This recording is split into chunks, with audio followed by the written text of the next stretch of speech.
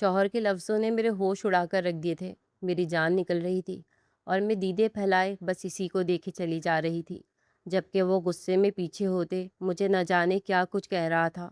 اٹھو یہاں سے اور دفع ہو جاؤ میرے کمرے سے باہر۔ میں تو سوچ بھی نہیں سکتا تھا کہ بظاہر شریف نظر آنے والی عورت اس قدر بدکار اور داغدار بھی ہو سکتی ہے۔ اس کے چیخنے چلانے کی آواز کمرے سے باہر جا رہی تھی اور دھیرے دھیرے میرے پیروں سے جان نکل رہی تھی۔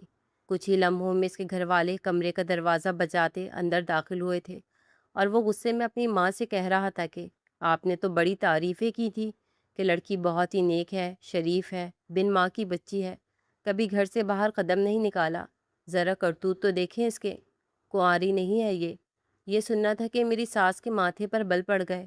وہ کبھی اپنے بیٹے کو دیکھتی تو کبھی مجھے، پھر ایک لمحے میں وہ مجھ تک آئیں اور مجھے بالوں سے پکڑ لیا۔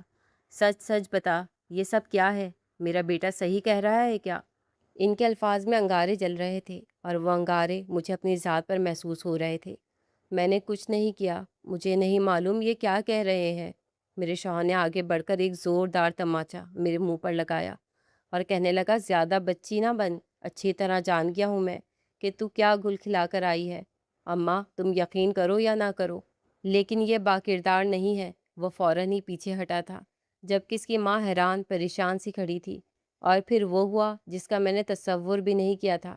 میرے سسرال والوں نے میرے باپ کو فون کر کے بلا لیا تھا اور میں اپنے باپ کے آگے سر جھکائے شرمسار کھڑی تھی۔ میں نے کبھی سوچا بھی نہیں تھا کہ زندگی میں مجھ جیسی پاکیزہ لڑکی پر ایسا داغ لگے گا۔ میں جو کبھی کسی غیر مرد کو نظر اٹھا کر نہیں دیکھتی تھی، مجھ پر بد کردار ہونے کا بہتان باندھ دیا جائے گا۔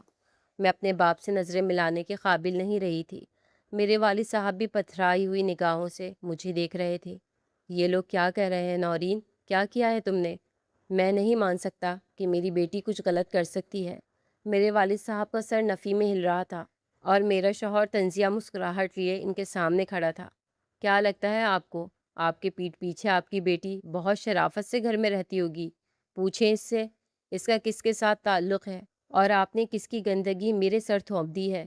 میرے شوہر کا رویہ لمحہ بلمحہ بگڑ رہا تھا۔ میرے والد صاحب نے ہاتھ اٹھا کر اسے چپ کروا دیا اور کہنے لگے، خبردار جو ایسی کوئی بھی بات کی، میری بیٹی بہت نیک اور شریف ہے اور میں خود اس بات کا گواہ ہوں۔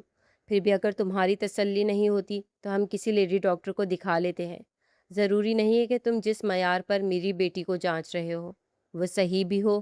میرے والد صاحب کے کہنے پر میری ساس بھی راضی ہو گئی اور کہنے لگی، ہاں ہمیں ڈاکٹر کو دکھا لینا چاہیے۔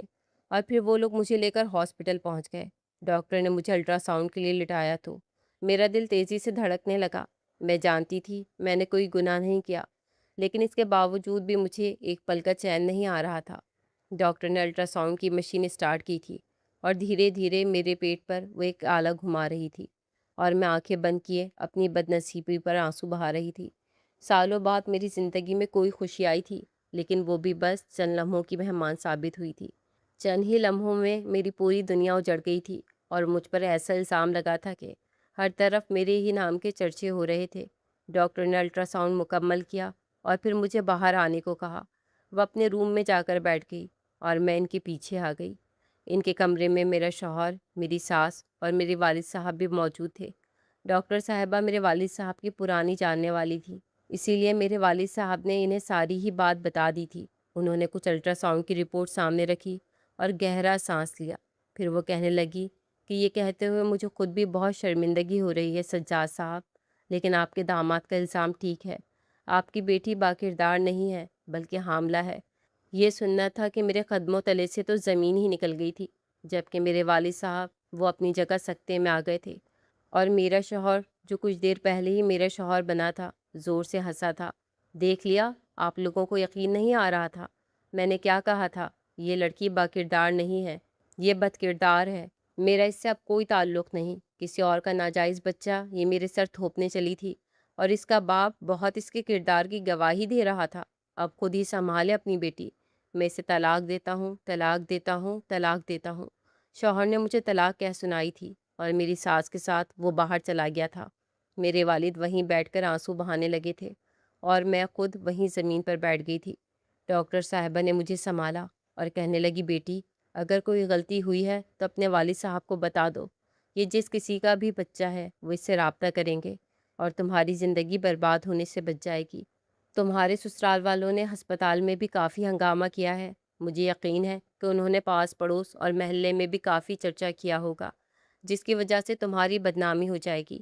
ڈاکٹر صاحبہ مجھے پیار محبت سے سمجھا رہی تھی اور میں بس روئے چلی جا رہی تھی۔ کیا بتاتی ہیں، میں نے کوئی گناہ نہیں کیا تھا، میں نے کچھ غلط نہیں کیا تھا، میرا کسی کے ساتھ کوئی تعلق کوئی واسطہ نہیں تھا، میں نے تو کبھی کسی کو نظر بھر کر بھی نہیں دیکھا تھا، مگر یہ بچہ پھر کس کا تھا؟ میں کیسے اس بات کو جسٹیفائی کرتی؟ میرے والد صاحب نے خاموشی سے ساری رپورٹس اٹھائیں، ڈاکٹر صاحبہ کا شکریہ ادا کیا، وہ جیسے سنبھل چکے تھے۔ پھر مجھے اپنے پیچھے آنے کا اشارہ کیا اور میں کسی بے جان لاش کی طرح ان کے پیچھے پیچھے چل پڑی۔ انہوں نے رکشا کیا، مجھے رکشے میں بٹھایا اور پھر ہم اپنے گھر پہنچ گئے۔ ابھی بھی میرے ہاتھوں پر سرخ مہندی سجی ہوئی تھی، کچھ زیورات بھی جسم پر موجود تھے، لباس البتہ میں نے تبدیل کر لیا تھا، لیکن یہ بھی نئی دلہنوں جیسا ہی بہت زیادہ کڑھا ہوا تھا۔ ابا نے بنا کچھ کہے اپنے کمرے کا رخ کیا تھا اور اسی بات نے میری جان نکالی تھی۔ ابا پلیز میری بات سنیں، میں نے جاتے ہوئے ابا کو روکا تھا۔ ابا نے پلٹ کر ایک نظر مجھ پر ڈالی تھی، وہ نظر اتنی سرد تھی کہ میرے بیان سے بھی باہر تھی۔ ابا یقین کریں میں نے کچھ نہیں کیا۔ میری آنکھوں سے بہتے آنسو شاید انہیں میری بے گناہی کا یقین دلا دیتے۔ یہی سوچ کر میں روتے ہوئے ان کے پیروں میں بیٹھ گئی تھی۔ ابا کہنے لگے، نورین مجھے لگا تھا کہ تمہاری ماں نہیں ہے تو کیا ہوا، میں اکیلا ہی تمہاری تربیت کر سکتا ہوں۔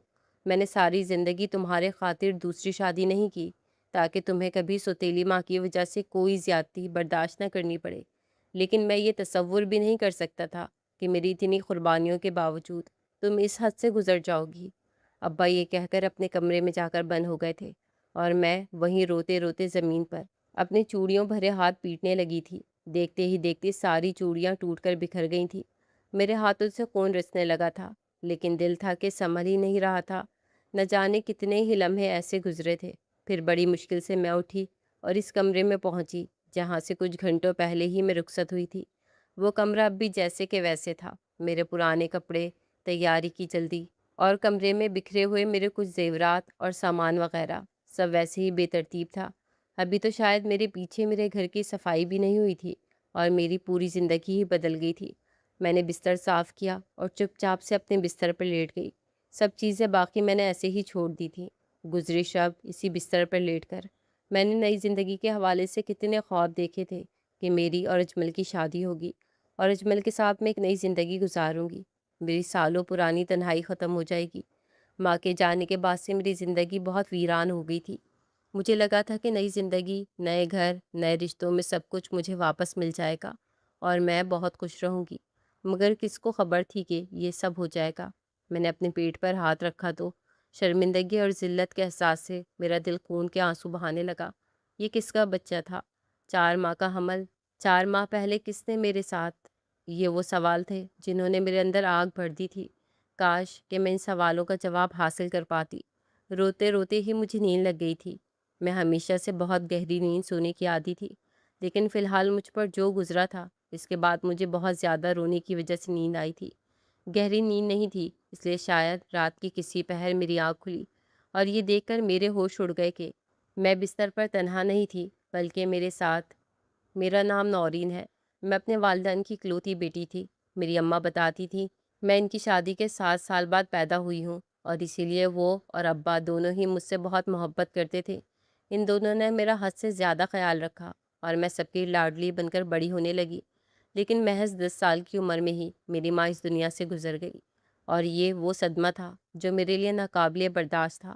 لیکن مجھ سے زیادہ میرے والد کی حالت غیر تھی، وہ تو جیسے اس بات کو برداشت ہی نہیں کر پا رہے تھے۔ وہ میری ماں سے بہت محبت کرتے تھے۔ میری ماں ایک دم سے ہی بیمار ہوئی تھی اور میرے والد ان کے ساتھ بستر سے لگ کر بیٹھ گئے تھے، کبھی ان کے سر دباتے کبھی پاؤں دباتے، ان کا ہر طریقے سے خیال کرتے۔ لیکن ماں کی حالت دن بدن بگڑتی چلی گئی۔ ہم انہیں لے کر ہسپتال بھاگے اور وہاں میری ماں نے دم توڑ دیا۔ جب ڈاکٹر نے یہ خبر ہمیں سنائی تو میرے ابا زمین پر گر گئے تھے، کتنی ہی دیر انہیں ہوش نہیں آیا تھا۔ محلے والوں نے جیسے تیسے ابا کو سنبھالا تھا اور پھر اماں کی تدفین کے بعد بھی ابا غم سے نڈھال بس ہر وقت اپنے کمرے میں رہنے لگے تھے، نہ انہیں گھر کا ہوش تھا نہ کاروبار کا۔ پھر ابا کے کچھ دوست ہمارے گھر آئے، وہ کافی دیر تک ابا کے کمرے میں بند رہے اور اس کے بعد دھیرے دھیرے ابا نے سنبھلنا شروع کیا۔ شاید ان کے دوستوں نے مل کر انہیں سنبھال لیا تھا۔ ابا نے واپس کاروبار میں دلچسپی لینا شروع کر دی۔ وہ گھر اور کاروبار دونوں سنبھال رہے تھے، میرا بھی بہت خیال رکھتے تھے، لیکن میری حالت نہیں سنبھل پائی تھی۔ میں ہر وقت ماں کو یاد کر کے روتی رہتی تھی۔ ابا مجھے گھمانے پھرانے لے جاتے، مجھے چیزیں دلاتے، میرے ساتھ شاپنگ کرتے۔ انہوں نے مجھے بہت اچھے اسکول میں پڑھانا بھی شروع کر دیا تھا۔ پھر کچھ رشتہ دار ہمارے گھر آئے، انہوں نے ابا پر دوسری شادی کے لیے دباؤ ڈالا، لیکن ابا نے صاف انکار کر دیا۔ کہنے لگے جب تک نورین کی ذمہ داری میرے کاندھوں پر ہے میں دوسری شادی نہیں کروں گا۔ میں اپنی بیٹی کے سر پر سوتیلی ماں نہیں لانا چاہتا، وہ پہلے ہی اپنی ماں کے غم سے نڈھال ہے۔ میں اس کے ساتھ کوئی ظلم یا زیادتی برداشت نہیں کر سکتا اور نہ ہی محبت میں بٹوارا چاہتا ہوں۔ پھر ایک دن میرے ماموں ہمارے گھر آئے اور ان کا ابا کے ساتھ بہت جھگڑا ہوا۔ جھگڑا کیوں ہوا تھا یہ تو مجھے سمجھ نہیں آیا تھا، لیکن اس دن کے بعد سے ابا نے ماموں کو دوبارہ کبھی ہمارے گھر میں قدم نہیں رکھنے دیا اور مجھے بھی سختی سے کہا کہ اپنے ماموں سے کبھی ملنے کی کوشش نہ کرنا۔ ماموں ایک دو دفعہ اسکول کے باہر آ کر کھڑے ہوئے، لیکن ابا کے حکم کی وجہ سے میں ان سے ملنے کے لیے نہیں گئی۔ ایک دن وہ زبردستی میرے راستے میں آ گئے اور کہنے لگے کہ میرے ساتھ چلو، میں تمہیں اپنے ساتھ رکھوں گا۔ یہ سننا تھا کہ میں رونے لگی۔ میرے رونے کی آواز پر ارد گرد سے لوگ جمع ہونے لگے۔ سب مجھ سے پوچھ رہے تھے کہ یہ آدمی تمہارا کون ہے اور تم کیوں رو رہی ہو، جبکہ میرے ماموں چیخ چیخ کر سب کو کہہ رہے تھے کہ یہ میری بھانجی ہے، میری بہن مر چکی ہے اور اس کا باپ ایک اچھا آدمی نہیں ہے، اس لیے میں اسے اپنے ساتھ لے جانا چاہتا ہوں۔ یہ سننا تھا کہ میں نے اور زور زور سے رونا شروع کر دیا اور لوگوں نے میرے ماموں کو ہی غلط سمجھا اور انہیں مار پیٹ کر بھگا دیا۔ اس دن کے بعد سے دوبارہ میرے ماموں مجھے لینے کے لیے نہیں آئے، کیونکہ میں نے سب لوگوں کے سامنے صاف صاف کہہ دیا تھا کہ میں اس آدمی کو نہیں جانتی۔ ابا کا یہی حکم تھا، اور سب سے بڑی بات وہ ابا کے بارے میں جھوٹ کہہ رہے تھے۔ میرے ابا ہرگز بھی کوئی برے آدمی نہیں تھے، وہ میرا بہت خیال رکھتے تھے اور میرے خاطر انہوں نے دوسری شادی نہیں کی تھی، ورنہ میری تو کلاس کی لڑکیوں نے بھی مجھے یہی کہا تھا کہ چند دن گزرنے دو، تمہارے ابا نے تمہارے سر پر سوتیلی ماں بٹھا دینی ہے۔ لیکن ایسا کچھ نہیں ہوا تھا، یہاں تک کہ میں 15 برس کی ہو گئی تھی۔ میری زندگی بس میرے گھر اور میرے والد تک محیط ہو گئی۔ میرے ابا مجھے باہر دوستیاں کرنے کو منع کرتے تھے، اس لیے میری کسی لڑکی سے کوئی دوستی نہیں تھی۔ میں اسکول سے واپس گھر آتی، گھر کے کچھ کام کاج نپٹاتی اور اس کے بعد پڑھائی میں مصروف ہو جاتی۔ یہی وجہ تھی کہ میں ہر کلاس میں اول پوزیشن لیتی اور ابا میرے اول آنے پر اتنا خوش ہوتے کہ مجھے میری مرضی کی شاپنگ کرواتے، میری پسند کے تحفے دیتے اور میرا بہت خیال کرتے۔ دن بدن میری زندگی خوشیوں سے بھرنے لگی تھی۔ ماں کی کمی اپنی جگہ تھی، لیکن ابا کے رویے نے مجھے خوش کر دیا تھا، اور مجھے اس بات کا بھی احساس تھا کہ میری وجہ سے وہ تنہا رہ گئے ہیں۔ پھر میں نے کالج میں داخلہ لیا تو میرے لیے رشتے آنا شروع ہو گئے۔ ابا کافی پریشان نظر آنے لگے تھے۔ کئی دفعہ میں نے پوچھا، ابا پریشان کیوں رہتے ہیں؟ تب ایک دن ابا کہنے لگے، مجھے ڈر لگتا ہے نورین، میں تیری شادی تو کر دوں، لیکن پھر میں اکیلا کیا کروں گا؟ تو رخصت ہو کر چلی جائے گی، میں تو تنہا رہ جاؤں گا۔ لیکن پھر سوچتا ہوں کہ یہ تو تیرے ساتھ ظلم ہوگا، مجھے کسی اچھی جگہ تیری شادی کرنی چاہیے، یہی باپ ہونے کا فرض ہے۔ ابا کی بات سن کر میں نے صاف انکار کیا اور کہا، ابا میں ابھی شادی نہیں کرنا چاہتی، میرے اتنے اچھے رزلٹس آتے ہیں، میں کالج کے بعد یونیورسٹی بھی جانا چاہتی ہوں۔ مگر ایک دن ابا بہت گمسم سے بیٹھے تھے، نہ جانے وہ کہاں سے آئے تھے، اور آنے کے بعد بالکل خاموش تھے۔ کہنے لگے، نورین میں نے فیصلہ کیا ہے کہ اب میں واقعی کسی اچھی جگہ تیری شادی کر دوں گا۔ میں حیران ہوئی اور کہا، ابا اچانک سے آپ کو میری شادی کا خیال کیوں آیا؟ ابا کہنے لگے، بس میری طبیعت ٹھیک نہیں رہتی، زندگی اور موت کا کچھ پتہ نہیں، اور میں چاہتا ہوں کہ اپنی آنکھوں کے سامنے تجھے رخصت کر دوں۔ ابا کی بات سن کر میں مسکرائی اور کہا، ابا ایسی باتیں نہ کریں، آپ تو بہت جوان ہیں اور ابھی بھی اتنے ہینڈسم نظر آتے ہیں، آپ کو تو کوئی بھی لڑکی مل جائے گی، آپ کہاں اپنے آپ کو بیمار اور بوڑھا کہہ رہے ہیں؟ میری بات پہ ابا نے مسکرا کر مجھے دیکھا اور کہنے لگے، ہاں تمہاری بات ٹھیک ہے، لیکن زندگی اور موت کا کیا بھروسہ؟ تمہاری ماں کو دیکھو کتنی چپ چاپ ہماری زندگیوں سے نکل گئی۔ یہ کہتے ہوئے ان کی آنکھیں بھیگ گئیں اور میں ان کے قدموں کے پاس بیٹھ گئی۔ ابا آپ اماں سے بہت محبت کرتے تھے نا؟ وہ مسکرائے اور بولے، ہاں ہم دونوں کی پسند کی شادی تھی۔ تمہاری اماں عمر میں مجھ سے بہت بڑی تھی، لیکن اس کے باوجود میں نے زمانے کے خلاف جا کر ان سے شادی کی۔ مگر مجھے کیا پتہ تھا کہ تمہاری اماں مجھے بیچ راستے میں چھوڑ کر چلی جائیں گی۔ ابا نے آنسو پہنچے تھے اور میں بس ابا کے چہرے کے اتار چڑھاؤ دیکھ رہی تھی۔ وہ بہت جذباتی کیفیات سے گزر رہے تھے اور میں سوچ رہی تھی کہ اماں کتنی خوش قسمت تھی جنہیں ابا جیسا جیون ساتھی ملا۔ دراصل میری اماں اور ابا کے درمیان عمروں کا کافی فرق تھا۔ میری اماں ابا سے 10-15 سال بڑی تھی اور ابا نے پھر بھی سب کے خلاف جا کر ان سے محبت کی شادی کی تھی، اور پھر اماں کے جانے کے بعد سے اب تک ابا نے دوسری شادی بھی نہیں کی تھی۔ اس سے زیادہ بھلا محبت کا اور کیا ثبوت ہو سکتا تھا؟ اور اسی لیے مجھے اپنی زندگی میں ابا جیسا ہی جیون ساتھی چاہیے تھا، لیکن فی الحال میرا شادی کرنے کا کوئی ارادہ نہیں تھا۔ مگر ابا کہنے لگے کہ اب تم 18 سال کی ہو گئی ہو اور اب میں تمہاری شادی کر سکتا ہوں، اس لیے میں نے اچھے رشتے دیکھنا شروع کر دیے ہیں۔ پھر ایک دن اچانک ہی ابا نے بتایا کہ میرے لیے اجمل کا رشتہ آیا ہے۔ وہ 2 محلے پیچھے ہی رہنے والا ایک اچھا اور خوبرو نوجوان تھا، کماتا بھی اچھا تھا، اس لیے ابا نے انکار نہ کیا اور انہیں گھر آنے دیا۔ اجمل کے گھر والوں نے مجھے دیکھتے ہی پسند کر لیا۔ سارے محلے والے میری شرافت کی گواہی دیتے تھے۔ میں نے ہمیشہ بس اسکول اور کالج سے گھر تک کا ہی سفر طے کیا تھا، نہ کبھی بلا ضرورت گھر سے باہر نکلی، نہ دروازے پہ کھڑی ہوئی، نہ ہی میری کوئی سہیلی تھی اور نہ ہی کوئی ایسی حرکت کہ کوئی بھی میرے خلاف کچھ کہتا۔ اس لیے سب نے میرے کردار کی گواہی دی اور میرا اور اجمل کا رشتہ پکا ہو گیا۔ میں جو شادی نہیں کرنا چاہتی تھی، رشتہ پکا ہونے کے بعد بہت زیادہ روئی بھی تھی، لیکن پھر ابا نے سمجھایا تھا کہ وقت پر اپنے گھر کی ہو جاؤ گی تو مجھے سکون ہو جائے گا۔ میرے پیچھے تم گھر میں اکیلی رہتی ہو، مجھے بہت دھڑکا لگا رہتا ہے۔ میں نے اتنے سالوں سے تمہیں کچھ نہیں کہا کیونکہ اس وقت تم جوان نہیں تھی، شادی کے قابل نہیں تھی، لیکن اب تم شادی کے قابل ہو گئی ہو تو میں اس پریشانی اور اس مشکل سے نکلنا چاہتا ہوں۔ میں چاہتا ہوں کہ مجھے گھر سے باہر یہ پریشانی نہ ہو کہ پیچھے میری بیٹی اکیلی ہے۔ ابا نے میرے سر پر ہاتھ رکھ کر مجھے سمجھایا تھا اور پھر فون پر اجمل سے میری بات بھی کروائی تھی۔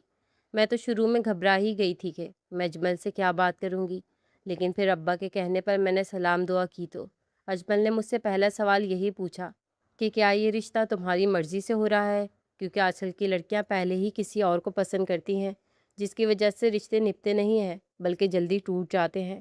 اجمل کے دل میں نہ جانے کس طریقے کے خدشات تھے کہ انہوں نے مجھ سے سیدھے ہی یہ سوال کیا تھا۔ میں نے فوراً کہا اجمل، میں کسی کو پسند نہیں کرتی۔ یہ سن کر انہوں نے ٹھنڈی سانس بھری اور کہنے لگے میں تمہیں بتانا چاہتا ہوں، میری پہلے بھی ایک منگنی ٹوٹی ہے۔ دراصل وہ لڑکی کسی اور سے محبت کرتی تھی اور اس کے گھر والوں نے زبردستی منگنی مجھ سے کروا دی۔ منگنی کے بعد وہ اس لڑکی کے ساتھ فرار ہو گئی اور یقین جانو اس کے اس طرح بھاگ جانے کی وجہ سے میں نے بہت ذلت اٹھائی ہے۔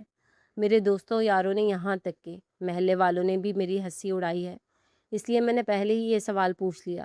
اجمل کی بات سن کر مجھے سمجھ آ گیا تھا کہ اس سوال کا کیا مقصد تھا، مگر میں نے ان سے کہہ دیا کہ میرا کسی سے کوئی تعلق اور واسطہ نہیں۔ یہ سن کر وہ مطمئن ہو گئے تھے۔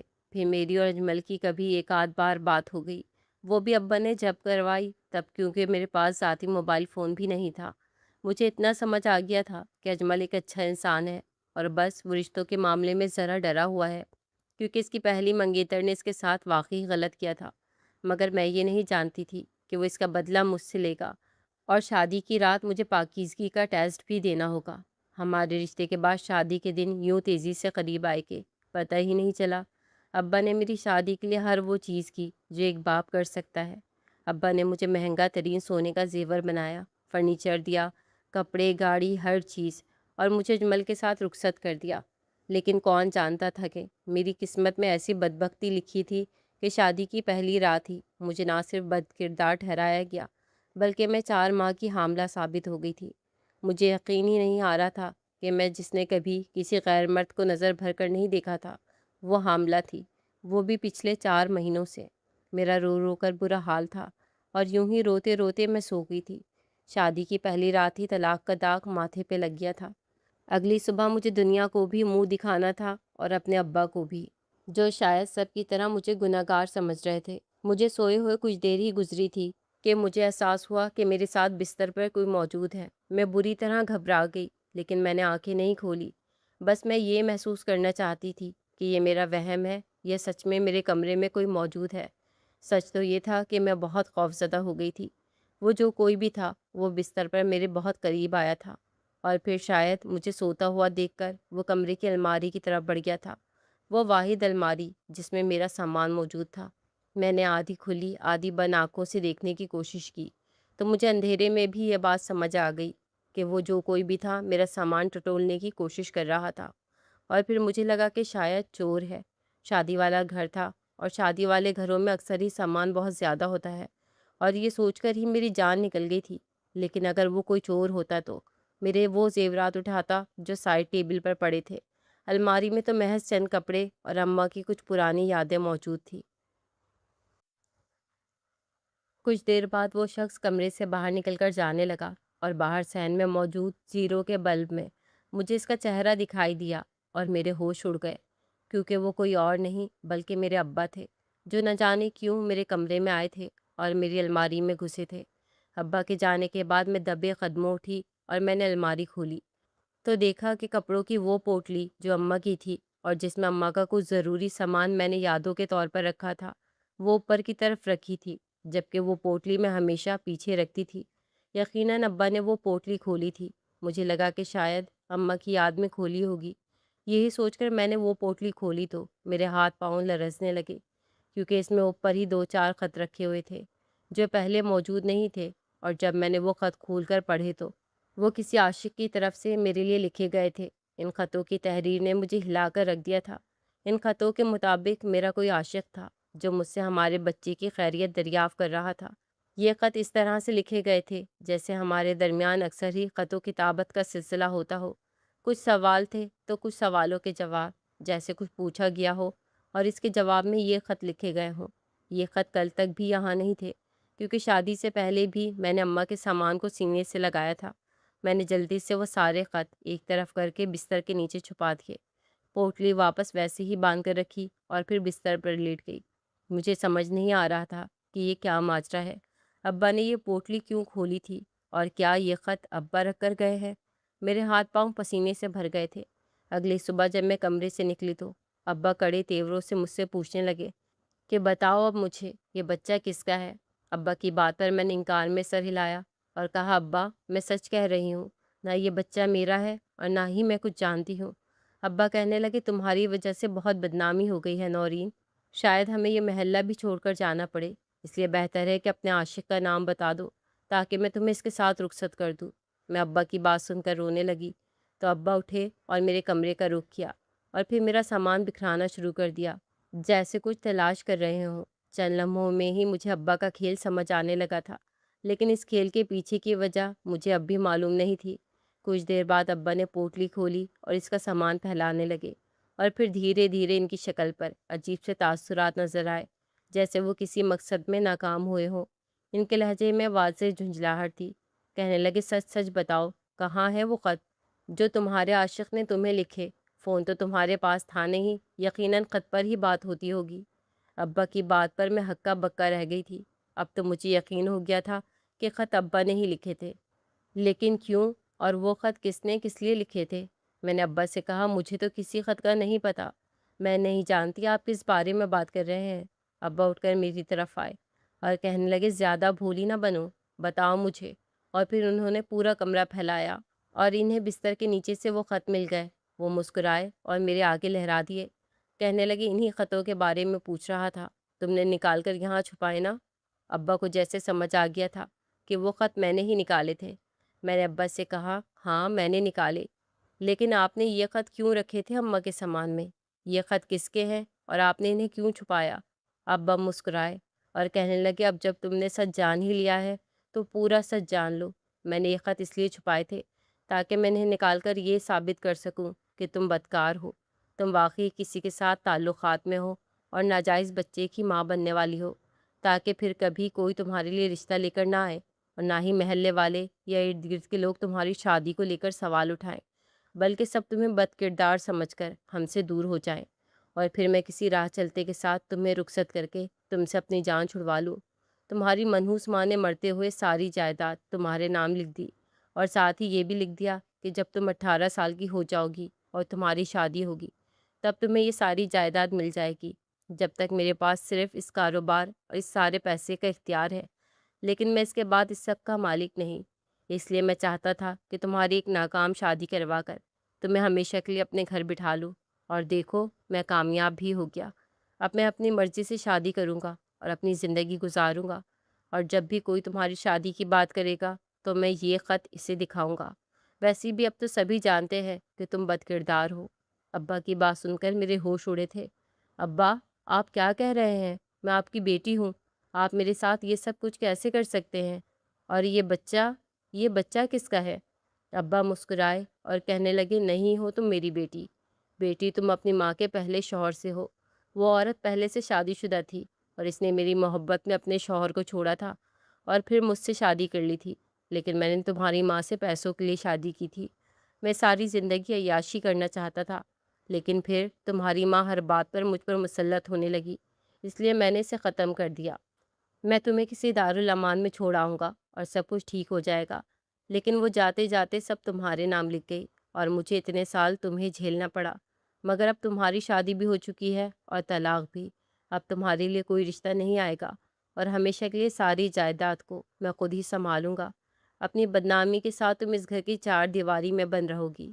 ابا کی باتوں نے میرے ہوش اڑائے تھے۔ پھر ابا نے ایک اور راز کا انکشاف کیا کہ میں امید سے نہیں ہوں، بلکہ انہوں نے ڈاکٹر کو پیسے دے کر مجبور کیا تھا کہ وہ میرے بارے میں جھوٹی بات کہے تاکہ میرے سسرال والے اور شوہر مجھے چھوڑ کر چلا جائے، اور وہ اس عمل میں کامیاب بھی ہو گئے تھے۔ ابا کہنے لگے، تمہارے ماموں کو ساری بات معلوم تھی، اس لیے وہ بار بار تمہیں لینے کے لیے آ جاتا تھا، مگر تم نے خود ہی سے راستے سے ہٹا کر میرا کام آسان کر دیا۔ اب تم اس گھر میں سڑتی رہو گی اور میں عیش کروں گا۔ ابا نے سارا منصوبہ میرے آگے رکھا تھا اور میں وہیں زمین پر بیٹھتی چلی گئی تھی۔ نہ میں حاملہ تھی، نہ بد کردار، بلکہ میرا باپ بد کردار تھا۔ ابا مجھے گھر میں چھوڑ کر باہر نکل گیا تھا اور میرے پاس آنسو بہانے کے سوا کوئی راستہ نہیں بچا تھا۔ ایک ساتھ مجھ سے سارے رشتے چھن گئے تھے۔ میرا وہ باپ جسے میں اپنی زندگی کا سب سے اہم شخص مانتی تھی، وہی میرا سگا باپ نہیں تھا۔ اس نے میرے ساتھ یہ کھیل کھیلا تھا۔ میرا شوہر جسے میں نے اپنی زندگی سونپنی چاہی تھی، وہی مجھ پر اعتبار نہیں کر سکا تھا۔ اور ماموں، انہیں تو میں نے خود اپنی زندگی سے نکالا تھا۔ کتنی ہی بار وہ راستے میں آئے تھے اور کتنی ہی بار میں نے انہیں دھتکار دیا تھا۔ اب میرے پاس کوئی راستہ نہیں تھا۔ شاید مجھے ساری زندگی ایسے ہی گزارنی تھی، اور یہی سوچ کر میں روتی چلی جا رہی تھی۔ ابا کو گئے کچھ ہی دیر گزری تھی کہ گھر کا دروازہ بجا۔ میں خود کو سنبھالتی ہوئی دروازے پہ گئی تو سامنے کھڑے ماموں کو دیکھ کر حیران رہ گئی۔ ماموں نے مجھے سینے سے لگایا اور کہنے لگے، میری بچی، میں جانتا ہوں کہ تمہارے ساتھ تمہارے باپ نے کیسا ظلم کر دیا ہے۔ میں نے تم سے ملنا ضرور چھوڑ دیا تھا کیونکہ تم مجھے غلط سمجھتی تھی، لیکن تم سے غافل نہیں ہوا تھا۔